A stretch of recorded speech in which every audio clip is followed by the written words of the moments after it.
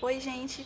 Nesse vídeo eu vou falar com vocês sobre produção leiteira na agricultura familiar e vou dar um enfoque, na produção ecológica. E o que é essa produção ecológica, A gente pensando na harmonia, da produção animal com a natureza, pensando na segurança alimentar, na produtividade e na rentabilidade dessa produção. A produção leiteira no Brasil, ela sempre esteve ligada à agricultura familiar. Ela seja para o autoconsumo das famílias, seja para uma pequena produção, seja para ser uma principal fonte de renda dessas famílias, que escolheram como a produção leiteira para sua principal criação na propriedade. Então a gente não tem como a gente falar sobre agricultura familiar no Brasil e não falar sobre a produção de leite. Vou falar agora para vocês alguns dados do Censo Agropecuário de 2017, que foi o último censo realizado pelo IBGE sobre a produção leiteira no país.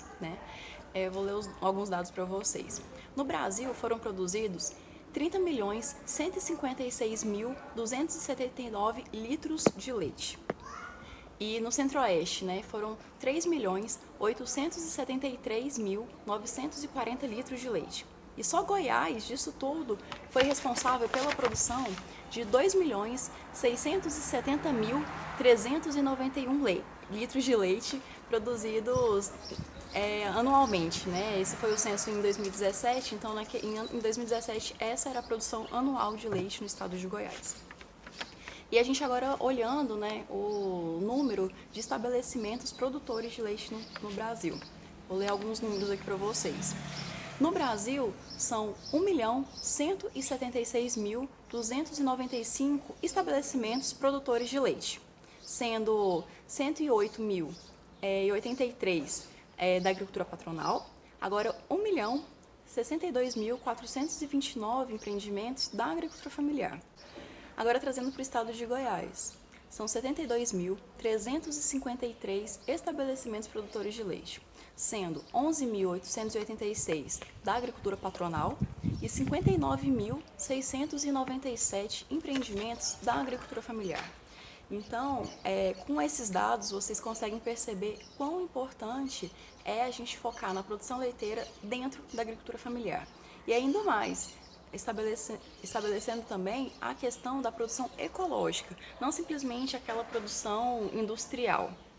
E eu vou falar agora para vocês também quais são as questões envolvidas em relação a essa produção ecológica ou a produção mais industrializadas, que são aqueles modelos vindos dos Estados Unidos ou então de vários países da Europa. Vou explicar para vocês quais são as problemáticas de a gente trazer esse modelo para a agricultura familiar, ainda mais no Brasil, ainda mais no estado de Goiás.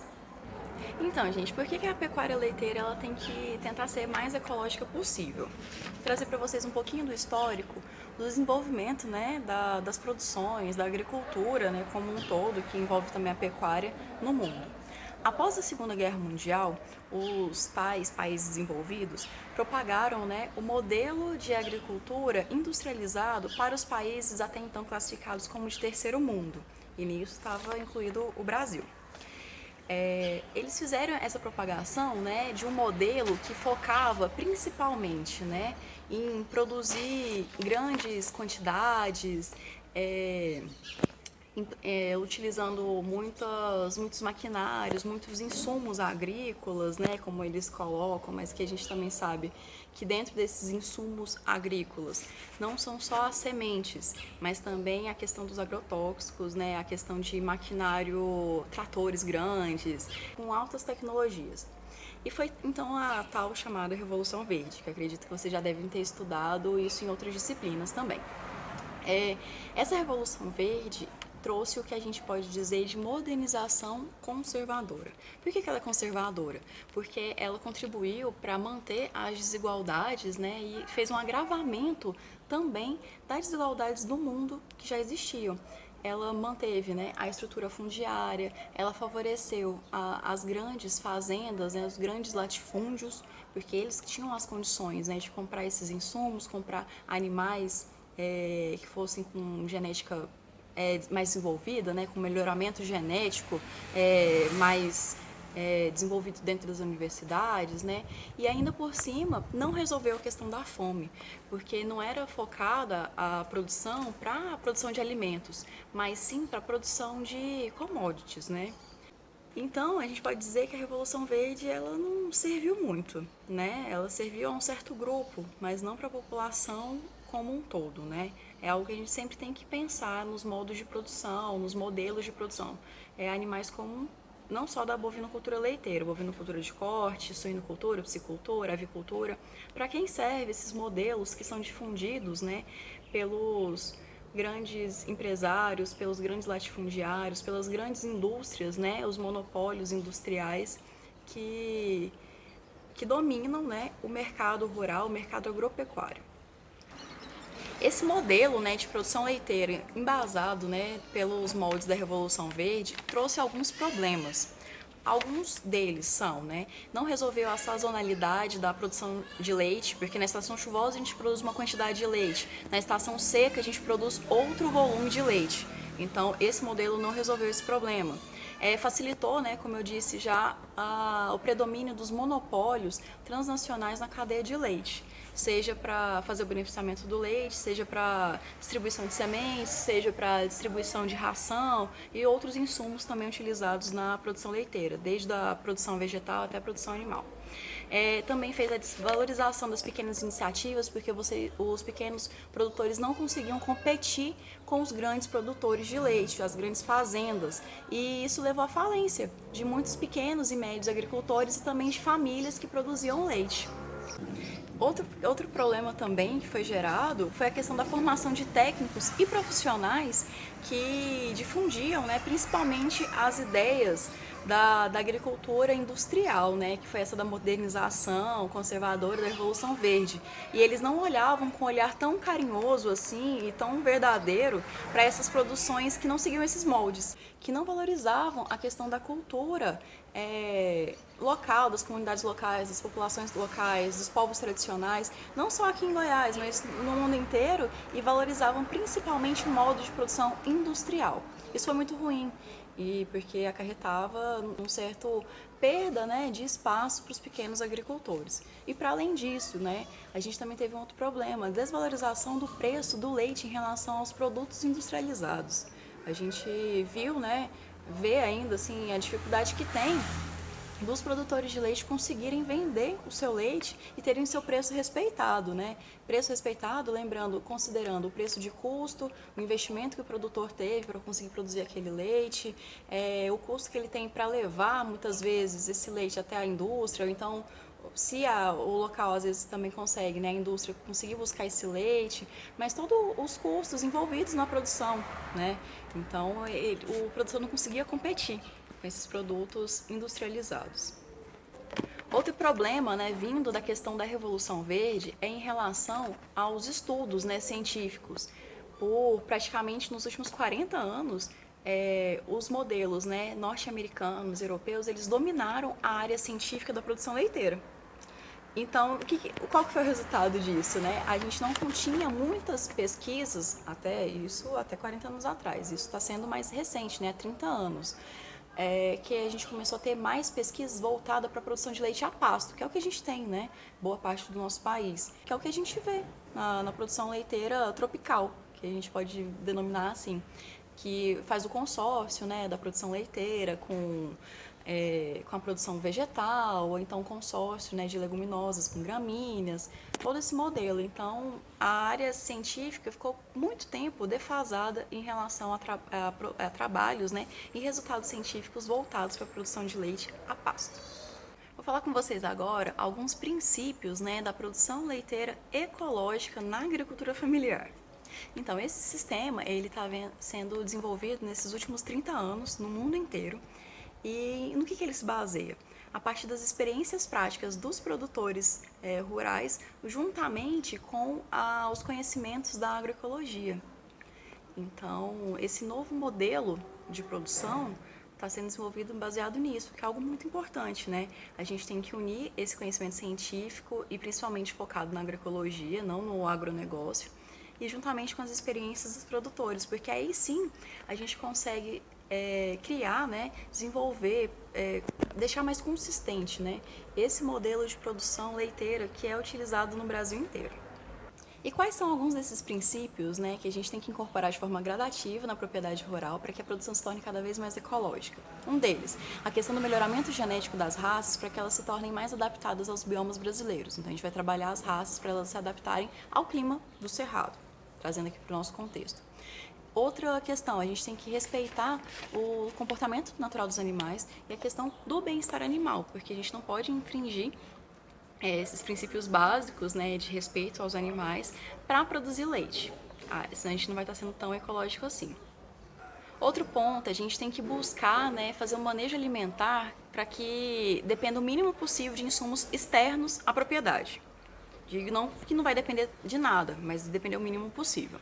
A questão do planejamento da produção de forragens para que elas durem o ano inteiro, seja através da ensilagem, fenação ou a produção de capineira, né?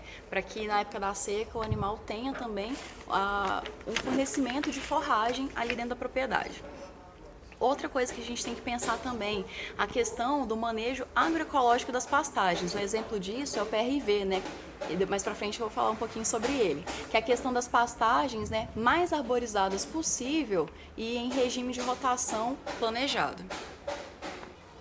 Um outro princípio que a gente pode usar também no produção ecológica é a questão de utilização, né, de práticas fitoterápicas e homeopáticas, tentando substituir o máximo possível dos medicamentos sintéticos. Não é que a gente não vai, né, utilizar os medicamentos sintéticos, mas a gente vai usar de uma forma controlada para minimizar o uso desses medicamentos farmacêuticos. A gente tem que pensar, né, também na recuperação gradativa das pastagens com lavouras consorciadas, seja grãos, leguminosas. Outro princípio que a gente tem que olhar também, a questão de agregar, né, valor ao produto, seja buscando seu processamento em unidades agroindustriais, seja individuais, seja coletivas, seja também através de associações cooperativas, né?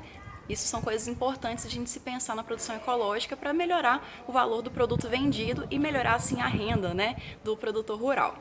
Outra questão é maximizar as formas de cooperação na produção, na comercialização e na busca de políticas públicas, porque a gente sabe que produtores associados ou cooperados, eles conseguem ter um acesso maior às informações, a linhas de crédito melhores e também a melhores preços, né, a hora que você vai negociar com seus fornecedores de insumo.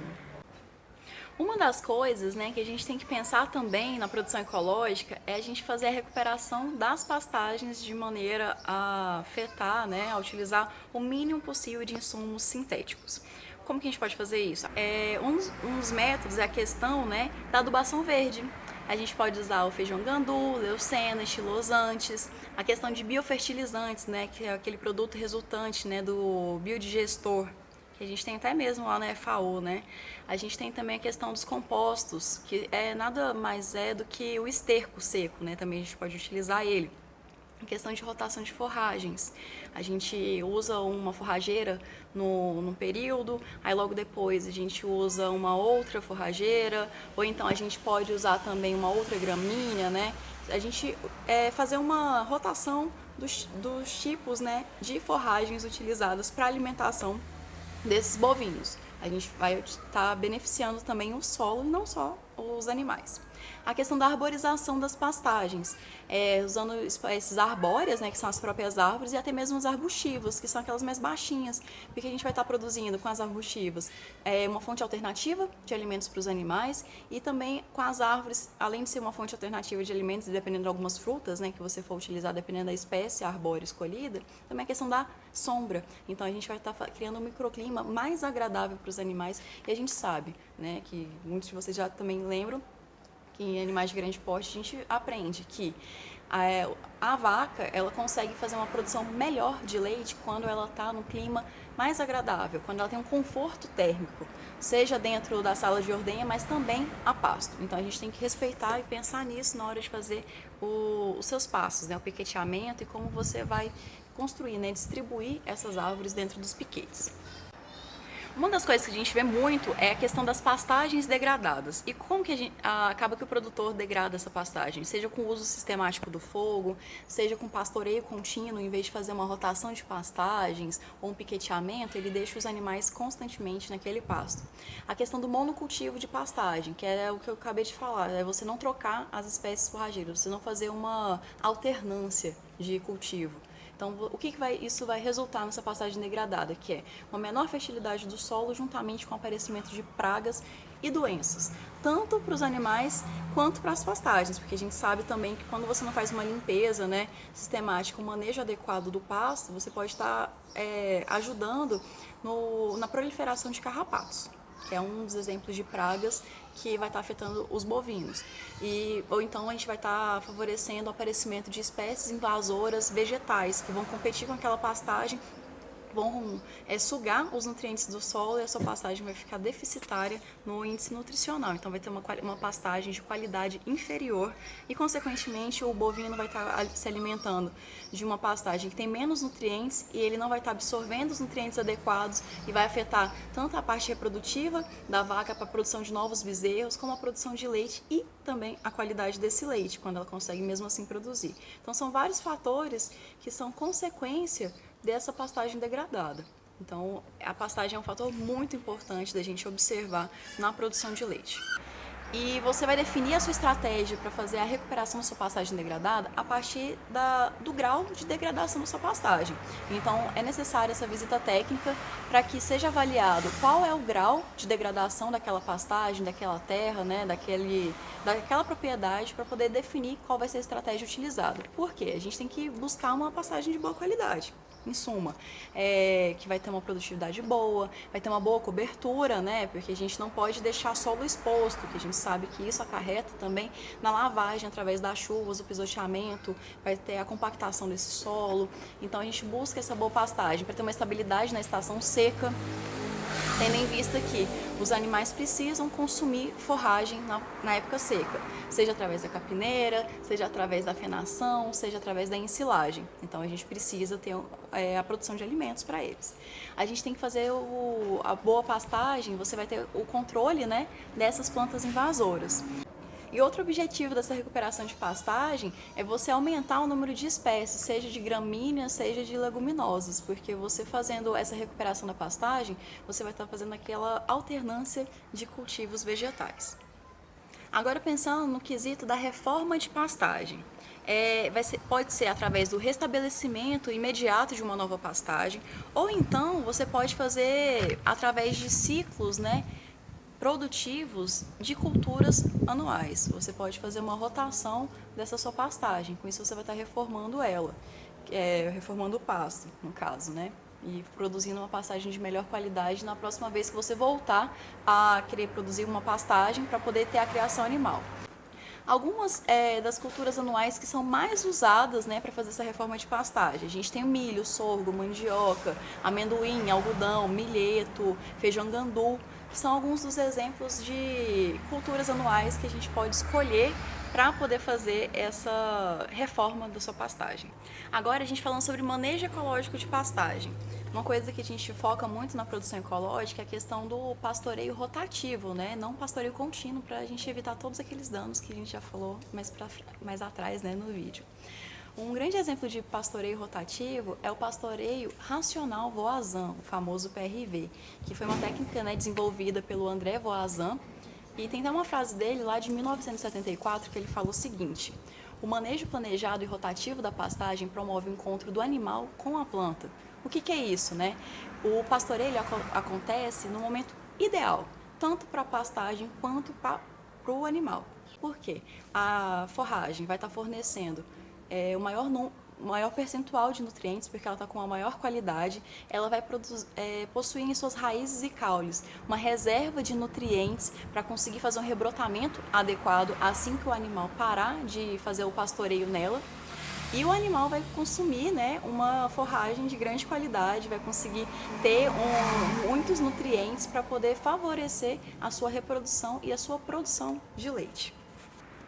Outra prática, né, para a gente fazer esse manejo ecológico é a questão da suplementação da alimentação, seja com capineira ou seja através do fornecimento das sobras das produções, né, de forragem que você fez no período das chuvas, através do feno que você pode produzir ou através da silagem.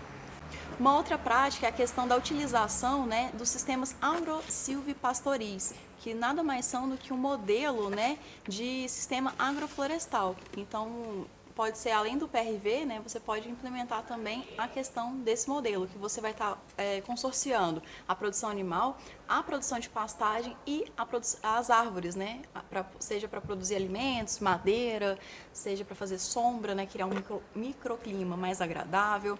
Algumas das espécies utilizadas, né, nesse modelo silvipastoril é também eucalipto, que pode ser fornecimento de madeira, que você pode fazer cerca, pode ajudar nas instalações, né, da propriedade, a questão das bananeiras, abacateiro, laranjeira, limoeiro também. Algumas espécies nativas do cerrado também podem ser utilizadas, seja para produção de sombra, ou então você também conseguir fazer a recuperação dessa área degradada através do plantio, né, de árvores, através do reflorestamento dessa área também, não total, né, mas parcial, fazendo aquelas fileiras assim entre as divisões dos piquetes que vão favorecer tanto os animais quanto a pastagem também, porque você vai estar fazendo uma incrementação na parte vegetal daquela terra. Então vai estar tendo várias formas, né, vegetais fazendo essa entrada e saída, essa circulação de nutrientes. Agora a gente falando sobre o manejo ecológico dos animais. A gente tem que pensar, né, na hora que vai fazer um manejo tanto das vacas, né, reprodutoras, quanto dos bezerros, quanto das novilhas, respeitando, né, o comportamento natural deles, buscando o bem-estar deles, né, a gente buscando também boas práticas de manejo que vão resultar no leite de boa qualidade, porque a gente sabe que o foco principal da produção leiteira é o leite. Esse é o produto principal. Então, assim, a gente tem que fazer práticas que vão produzir, né, vão resultar no leite de boa qualidade, seja a qualidade biológica, microbiológica, né, através dos testes que você faz, seja na hora que você já vai entregar o leite lá na indústria, seja na sua propriedade, na hora que vem o caminhão, né, do laticínio buscar esse leite, eles vão fazer alguns testes ali também, porque isso vai resultar, vai acarretar, né, vai afetar o preço pago pela indústria no leite do produtor. Então a gente busca também esse leite de qualidade, pensando no retorno financeiro também desse produtor e também na segurança alimentar das pessoas que vão usar aquele leite com alimento, né? A gente sabe que o leite ele não é a forma final de apenas que o consumidor vai adquirir aquele produto.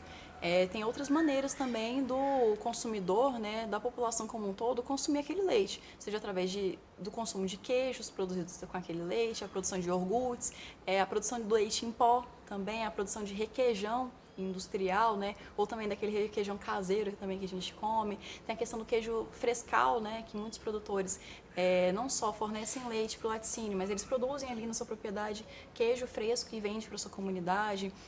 Fazem alguns beneficiamentos também quando instalam agroindústria no seu território, seja através das cooperativas, seja através no assentamento ali, né, em questão que ele mora, ou na comunidade rural, naquela área rural ali, que ele faz um consórcio, né, com seus vizinhos e os pequenos produtores e médios também, e produzem leite, vão produzir rosca, tem os panificados, né, a gente pode também fazer a agroindústria não só para produzir os alimentos diretamente, né, do leite, que é queijo, iogurte, dá para você produzir na agroindústria também, a questão de panificados.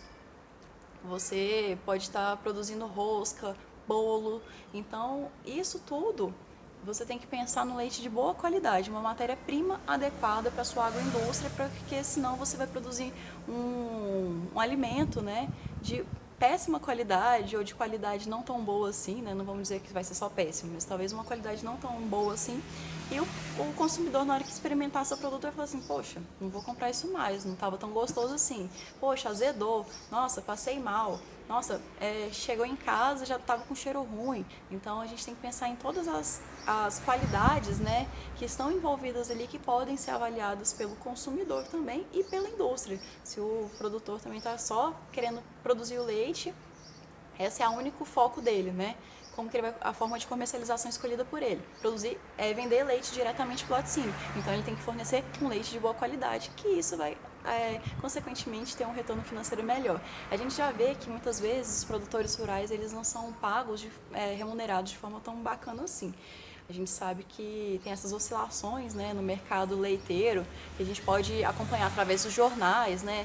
Tem alguns jornais muito bons também no Canal Rural, por exemplo, e alguns sites também que você consegue avaliar e acompanhar, né, o preço que está sendo pago para o produtor rural. E a gente vê que tem várias oscilações, seja na hora que tem a produção agrícola não tão boa assim para produção de ração, produção de milho, algodão.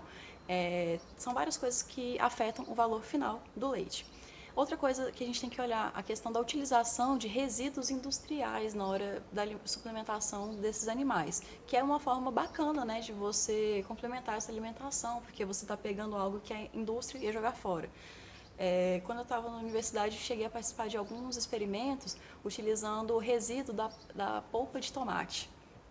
O resíduo que as indústrias, né, por exemplo, a Quero, joga fora, né, descarta do extrato de tomate. Então você pega aquela polpa ali, não fica um cheiro tão agradável assim, é um cheiro meio cítrico, mas que o gado gosta muito.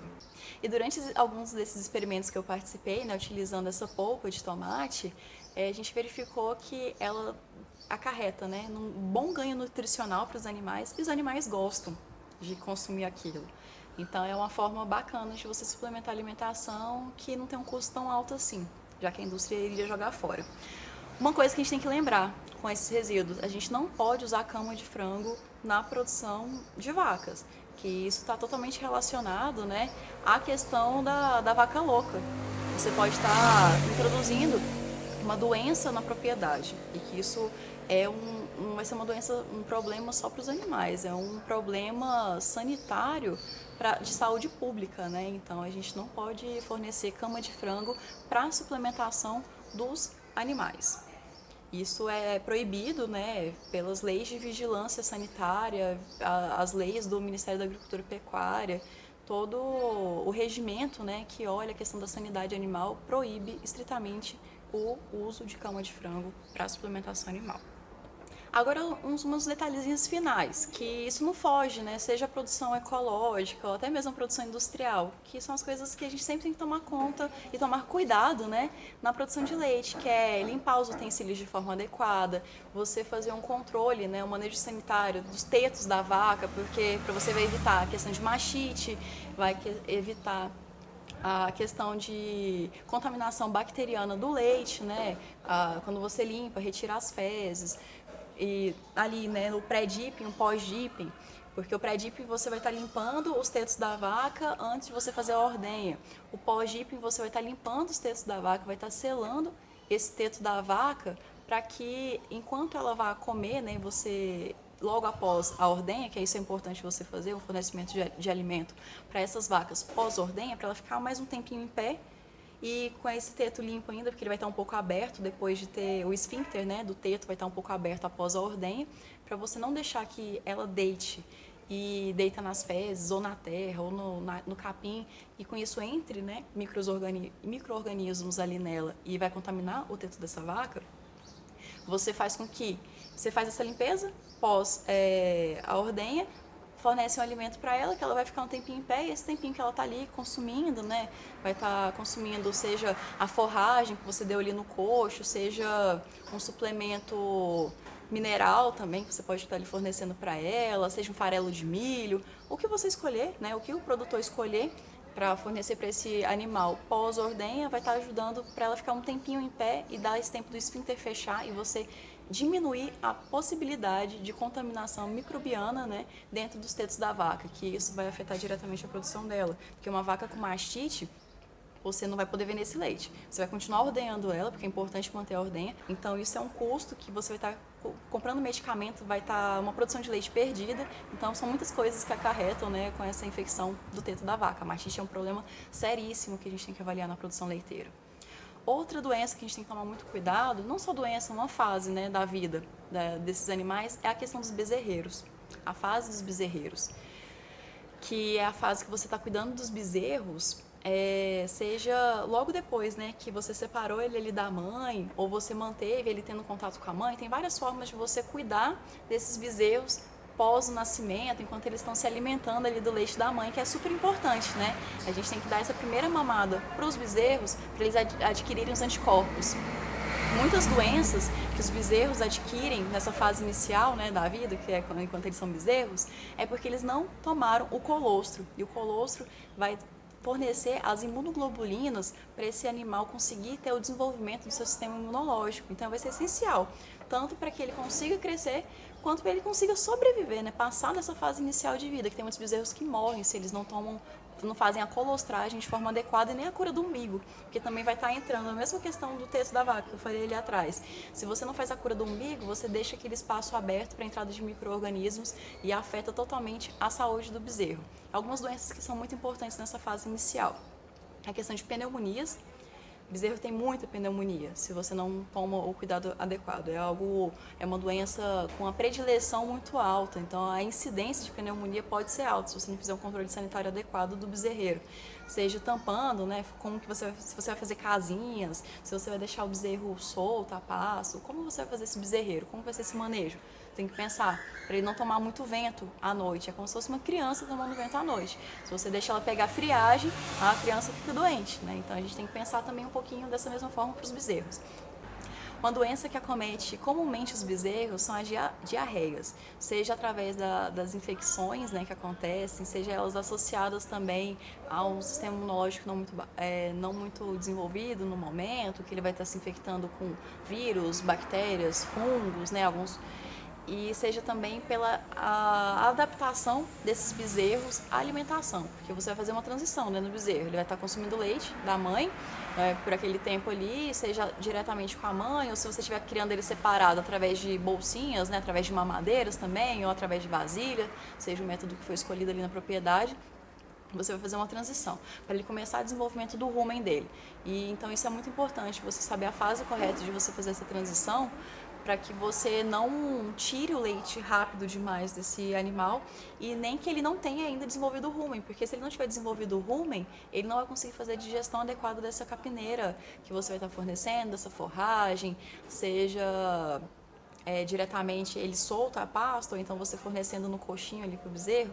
Se você não fizer essa transição adequada, né, até ele se adaptar, até desenvolver, fornecendo também não só volumoso para esse animal, que vai estar ajudando, né, a estimular esse rumen, mas também fornecendo concentrado para ajudar nessa absorção, nessa transição, né, nutricional do bezerro, que aí vai estar fazendo desenvolvimento bacana do sistema imunológico dele, vai estar evitando diarreias, evitando pneumonias, que são os principais acometimentos ali para os bezerrinhos. A gente também tem a questão dos endoparasitas e ectoparasitas. Esses ectoparasitas nada mais são também do que os carrapatos, por exemplo. Então você tem que fazer um manejo adequado da pastagem, porque tem a fase de desenvolvimento do carrapato que ele se desenvolve no pasto e tem a fase de desenvolvimento do carrapato que é no animal. Então você consegue fazer o controle de carrapatos, muitas vezes quando está no animal e você não limpa a pastagem, você controlou só ali no animal, você vai estar fazendo um controle parcial. Porque assim, a partir do momento que tem alguns carrapatos na fase lá, desenvolvimento na pastagem, você fez um tratamento apenas no animal, você está desconsiderando aqueles outros. Então, alguns meses, alguns dias depois, esses animais, aqueles carrapatos que estavam na pastagem, vão contaminar o bezerro, vai contaminar a vaca, vai contaminar o boi e vai desencadear de novo algumas doenças, por exemplo, como anemia, né, que dá nos animais, que não é muito interessante. Você deixa o animal fraco e você vai estar predispondo ele a outras enfermidades. Então você tem que tomar muito cuidado com isso. E a vaca também anêmica afeta muito a produção de leite e a fase reprodutiva dela, porque a partir do momento que ela não tem a quantidade de hemácias, a quantidade de hemácias, né, no sangue de forma adequada e de outros componentes sanguíneos também, e a quantidade de ferro baixa, o sangue ele é muito importante na produção leiteira, porque tem que ter uma circulação muito alta de sangue nos tetos e no corpo como um todo da vaca para poder estimular os tetos, as glândulas mamárias, né, a produzirem leite. Então o sangue, a quantidade de sangue, um sangue de boa qualidade, né, dentro da vaca, uma vaca saudável com sangue bom, ela vai estar produzindo leite de qualidade, uma produção boa de leite, e também vai estar acarretando numa boa função respiratória, né, daquela vaca, que vai influenciar na produção de leite também, vai influenciar na produção, na fase reprodutiva, porque ela precisa estar com sangue também bacana, ela não pode estar anêmica para produzir um bezerro, porque senão na hora do parto ela pode desenvolver o que a gente fala de algumas doenças, né, pós-parto. Ela pode desenvolver também depressão pós-parto, pode ter aquela vaca caída, né, que vai ser pela ausência, né, pela deficiência de cálcio. Então você tem que fazer um manejo muito bacana nessas vacas também para você evitar problemas no parto, problemas reprodutivos, problemas produtivos de leite, problemas nos bezerros. Então são vários manejos que a gente tem que tomar muito cuidado, que isso vale para qualquer tipo de produção. Mas numa produção ecológica, você vai estar usando o mínimo possível de insumos industriais, insumos sintéticos e usando mais insumos naturais. Então você tem que tomar um cuidado redobrado com essas coisas para você fazer um trabalho preventivo e não curativo. Porque a gente sabe que o trabalho preventivo das doenças e pragas, ele é muito mais barato. E é muito melhor também para os animais. Então o produtor vai estar pensando também no dinheiro. Então na hora que ele vai elaborar a planilha de custo dele, se ele tiver com um custo muito grande com as doenças, tem muitos produtores que, curativo, né, com as doenças, muitos produtores que abandonam a prática leiteira. Então, se você faz um manejo adequado preventivo das doenças, você vai estar ajudando o produtor e também ajudando o bem-estar dos animais, né? Não só a questão financeira do produtor, não só a qualidade do leite, mas sim respeitando os animais também. Assim, são várias coisas, né, que eu poderia falar mais um pouquinho para vocês, mas o foco mesmo era mais naquela parte inicial também aqui do vídeo, para a gente fazer um manejo ecológico da produção leiteira na agricultura familiar. E se vocês tiverem interesse em pegar mais materiais, podem falar comigo que eu passo para vocês.